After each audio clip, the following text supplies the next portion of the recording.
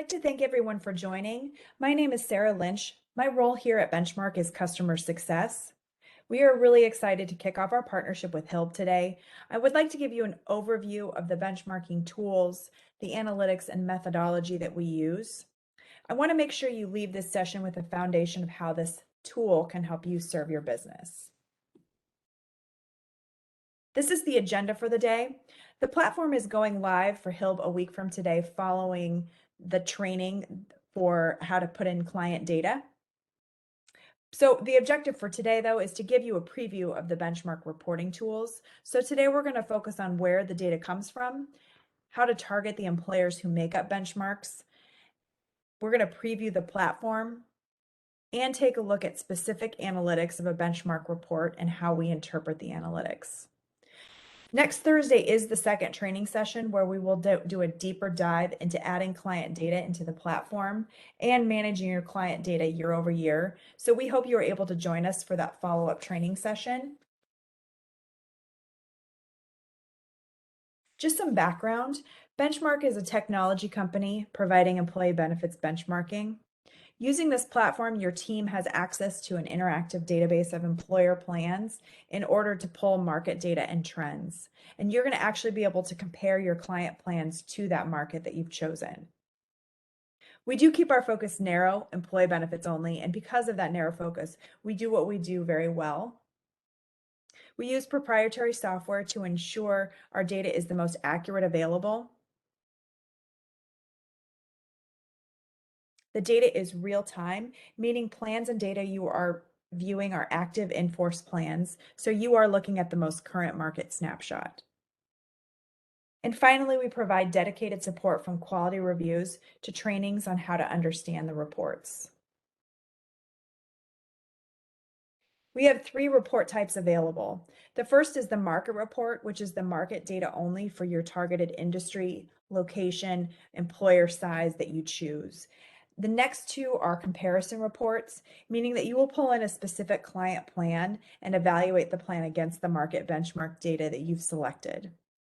The difference between reports 2 and 3 is the plan comparison is a single plan report, and the total employer report includes all plans tied to that client.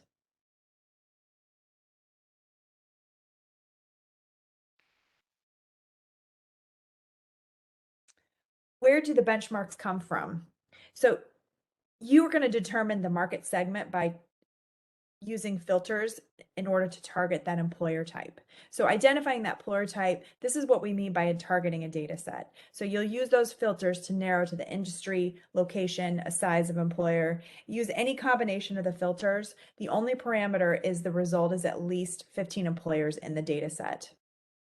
Any less than 15 and the algorithm will not be able to produce a report.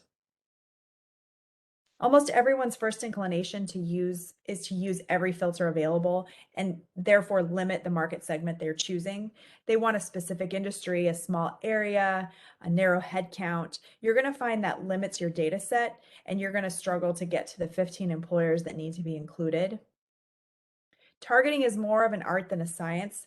We encourage you to think of who that target data set should be and cast a wide net when using the filters to get your employer data set. For example, using multiple industries blended together, if that makes sense for your client, or you can use multiple regions instead of one or multiple states instead of one. We often get asked, where does our data come from? It comes from 2 places. The first and the majority is our global data share, which is data from our licensing agreements with partners around the country. And the second is we actually do a national benchmarking survey where we reach out directly to employers and invite them to participate. And because of this ongoing outreach, our database is constantly growing. So let's talk through an example of targeting a data set.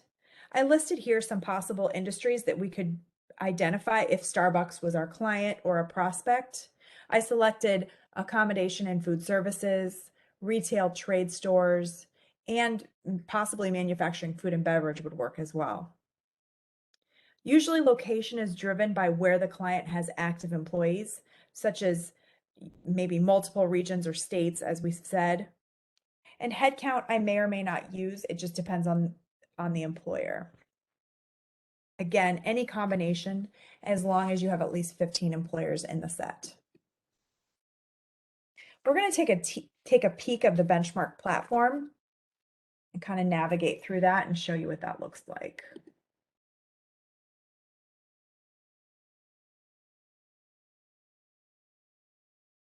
So when you log in, this is what you will see. Your access will show this screen with a menu on the left, and the Hilb logo will show in place of the benchmark logo.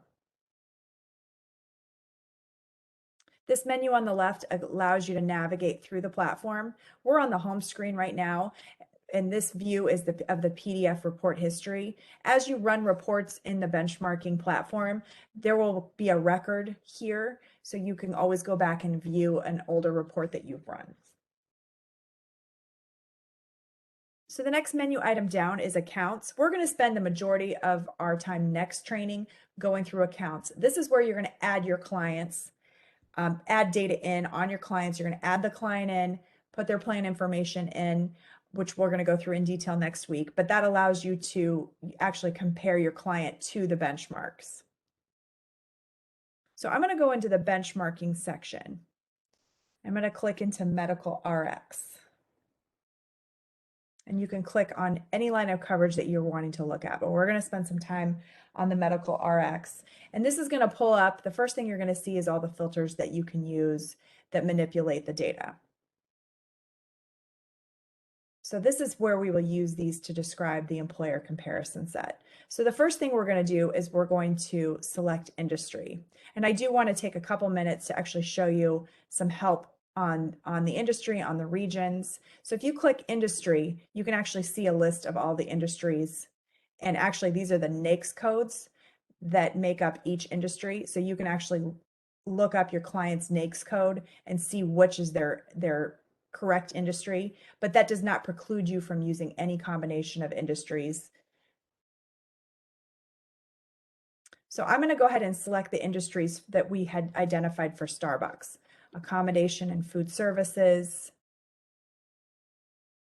We used manufacturing, food and beverage, as well as retail trade stores.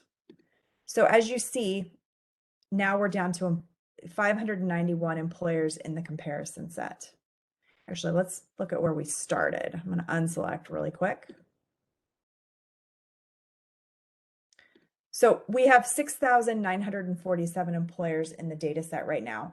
As I said in a couple slides ago, is this data is real time. So as plans are added or they're taken out by, sometimes they expire, this number will fluctuate a little bit, but as of right now, we have 6,947.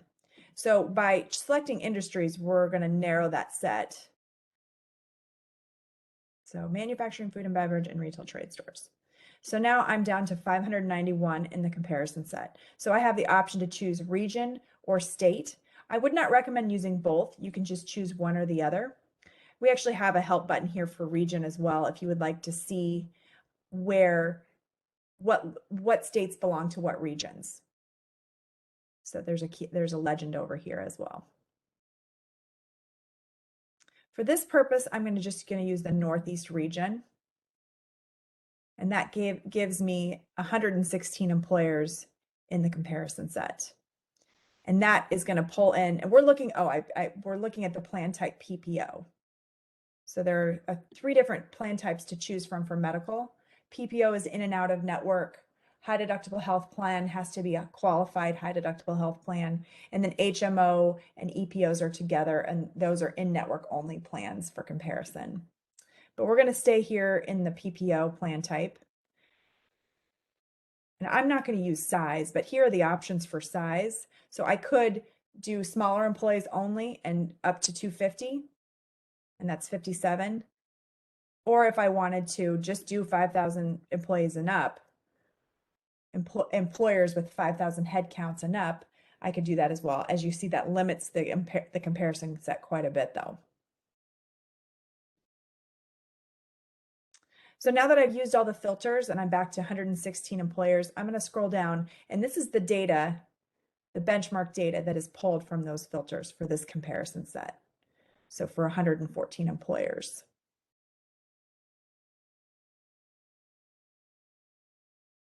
I'm going to go into the analytics in a few minutes. But now that I have this benchmark data, which is great to see, but now I want to actually compare a plan. So I'm going to pull my Starbucks PPO plan that I've entered in the account section. I'm going to pull that in. If you scroll down, you now see we don't just have benchmark data. This plan is plotted here as well with a percentile rank. And all the data points have a percentile rank. So we're going to go into those in a little bit. I do want to show you one of the questions that came up was a high deductible health plan and how you would view funding for a high deductible health plan. I'm going to go here. I'm going to select high deductible health plan. I'm going to unselect these. I'm going to use a different industry. So I want to look at high deductible health plans in the construction industry in the Northeast. So I have 57 employers that meet that criteria. So I'm going to scroll down. And of those 56 employers that have a high deductible health plan, 61% are offering an HSA account and 5% are offering an HRA account. And here's the benchmark. This is, if for the folks that are funding, this is the benchmark of what they're funding for their consumer-driven health plans. And you can always, again, I don't have a high deductible health plan. Well, my banking client has a high deductible health plan. So that it will pull in the rankings there for all of that. So I can look at the market data by itself, or I can compare it with the plans. At some point, we may look to add ASO funding as a filter, but at this time, it's about 12 months out. We haven't added that quite yet. It's going to take a little bit of time to add that data. Now, let's say I want to export this. I want to export this report. I can go ahead and click either export to a CSV file, or I can export to a PDF. I'm going to go ahead and click that, and I'm going to name this report construction example HDHP, and I click OK. There's a generating box pop-up that you can wait this out if you would like, and it will pull up, or you can just X out like I'm going to, and when it's done loading, you can find it in your home screen. So each line of coverage you can click into and look at the benchmarking. We had a question on strategic planning. I'm going to look at that. So this is macro data. Again, we still have the construction in the Northeast filters. So you can scroll down and look at the prevalence of using surcharges, spousal and tobacco, the prevalence of part-time offerings, how often in this comparison set voluntary life, STD, and LTD are occurring, as well as FSA, minimum value plans, some contribution strategies here. So that's the strategic planning section. And you can click into any of these for the benchmarking.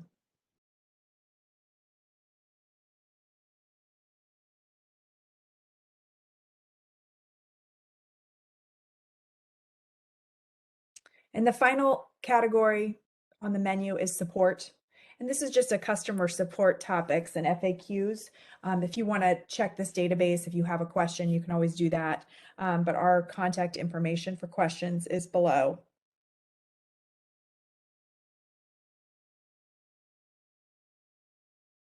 And with that, that's the preview of the database. Again, we're going to go even further into this next week during our training, but I'm going to switch back to the presentation.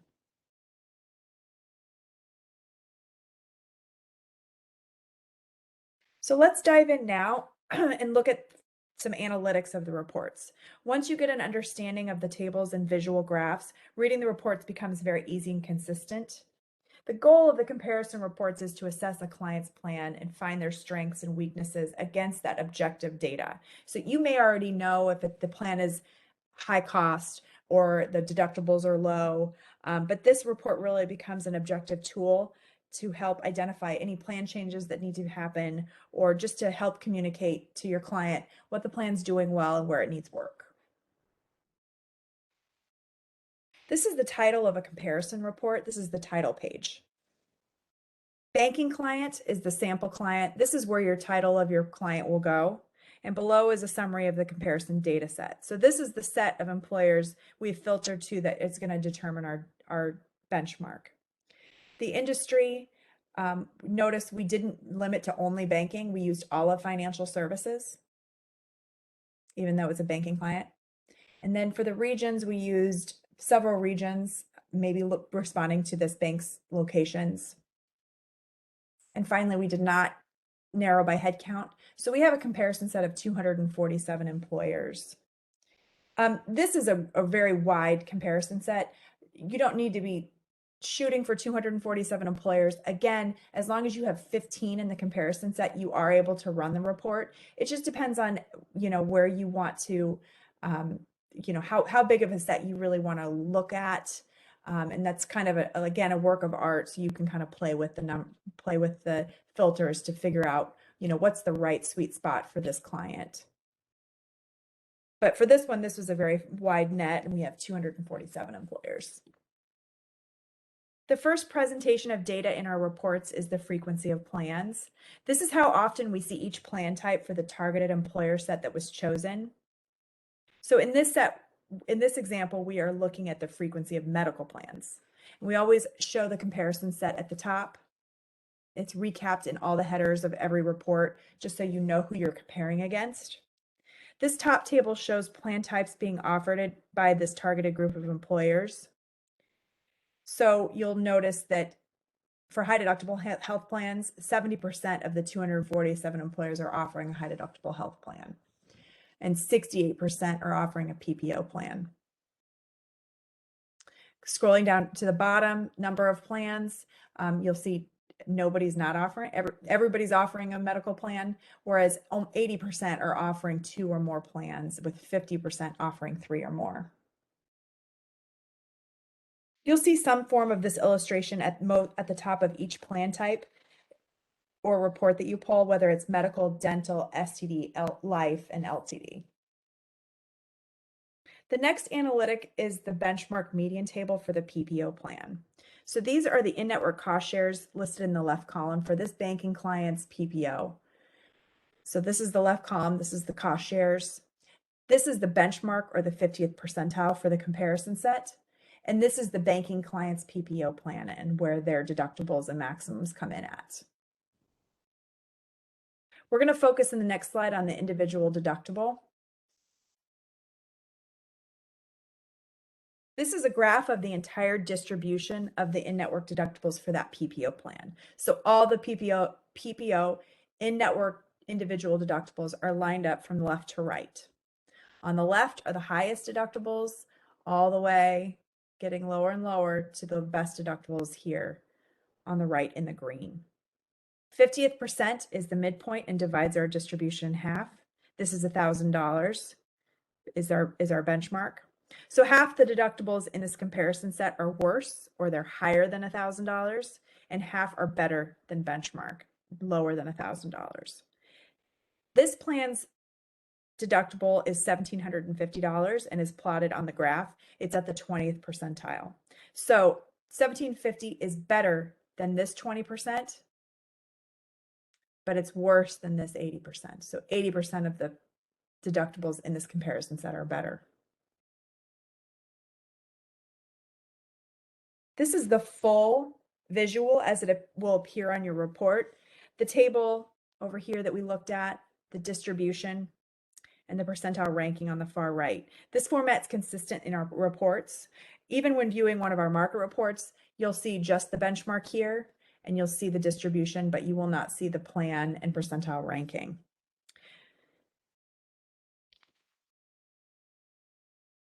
We see the same table, distribution, and percentile rank to capture premium cost and employee annual contributions. Please note we use annualized 4-tier premium rates and annualized employee contributions for this report. For small employers that are community rated and use age-banded rates, you are able to bypass 4-tier premium rates. The benchmark data will still be provided. This benchmark data will still be provided. However, just not a percentile rank. And then this age-banded will say yes. And finally, I do want to just touch quickly on employee annual contributions. Our report is able to show one set of employee contributions only. So if you have a client that utilizes multiple sets of contributions for one plan, say, for example, a law firm. I had a law firm this week where attorneys are paying a different rate or a different deduction than non-attorneys for the same plan. So our recommendation in this case is to show the contribution of the tier that either has the highest enrollment, or you can create a blended employee contribution rate based on enrollment so that you can show a snapshot of what all employees are paying. For assistance in this situation, you can always reach out to our support team and kind of try to figure out what the best way is to show this in the report if there's multiple contributions for a plan. The final tables for the PPO plan capture office visits, hospital visits, and retail RX and mail order. Same as the previous table. The benchmark is shown here in the middle column. And this next column is your client's plan. So this is the PPO banking client plan. And the far right gives the percentile rank for each benefit in the appropriate color. Notice that the majority of these percentile rankings are green, which means they're better than benchmark. So this is what that's telling us, is that while the deductibles for this plan were in the red, not actually in the red, but they were at the 20th percentile, and they were much lower than benchmark. When the employee is actually using the plan and visiting the doctor, filling a prescription, they are not feeling that deductible. They're actually paying less than benchmark when using these services. It's only when they're going to the hospital here that you're feeling that higher deductible.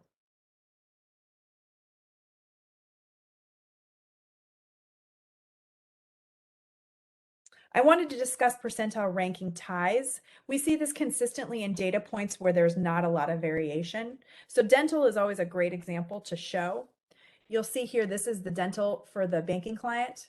We've got their cost shares here, the deductible cost shares listed, the benchmark for each, and then this plans, the banking client plans here. And you'll notice everything looks pretty good. But this is the distribution. So we've got all the deductibles lined up from left to right. And you'll notice that everyone from the 10th to the 80th percentile has the same $50 deductible. So this is what we'd consider a tie. And in the instance of a tie, we find the midpoint as the percentile rank. So in this case, it would be 45. Even though you're tied with both 10th percentile and the 80th percentile. So you can speak to this in different ways. You know, really 70% of the comparison set has the same deductible. So they're really in line with benchmark on that.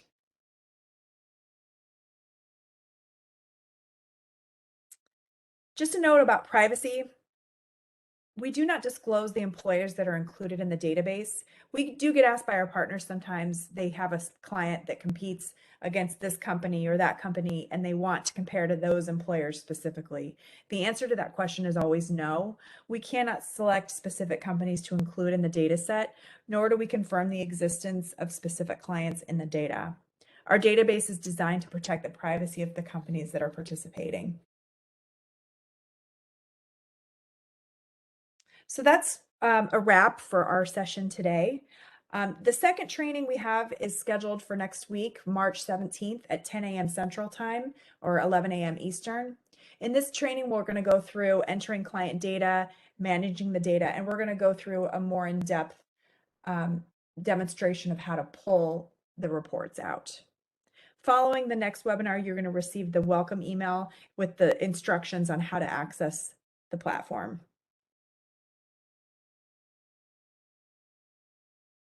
We do provide ongoing support, and you're always feel free to call or email us with questions. If you do have a report that you've pulled for a client and would like to discuss that with us, we can set up a meeting. You can email us at the support email listed on the screen, or we will be providing the 1-800 number for our support team as well. Thank you everyone for your time today.